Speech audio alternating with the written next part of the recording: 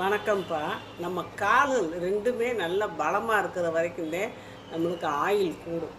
அப்படி இருக்கும்போது கால்களை பலமாக வச்சுக்கிறணும். கால்களை எப்படி பலமாக வச்சுக்கிறது? கால்சியம் சத்து நிறைஞ்ச உணவுகள், அப்புறம் புரதச்சத்து நிறைஞ்ச உணவுகள், வைட்டமின் சத்து நிறைஞ்ச உணவுகள்லாம் ரெகுலராக சாப்பிட்டுக்கிட்டே வரணும். சும்மா அதை இதையும் சாப்பிட்டு வயிற்றை கெடுத்துக்கிட்டு உடம்பை கெடுத்துக்கிட்டு அடிக்கடி சுகம்லாம் போய்கிட்டு இப்படிலாம் இருக்கக்கூடாது. எதையுமே அளவாக சாப்பிட்டு ஆரோக்கியமாக இருந்து, ரெண்டாவது நடைப்பயிற்சி கட்டாயம் இருக்கணும். காலுக்கு பயிற்சி கொடுத்துக்கிட்டே இருக்கணும். முடிஞ்ச அளவு படி ஏறி இறங்கணும்.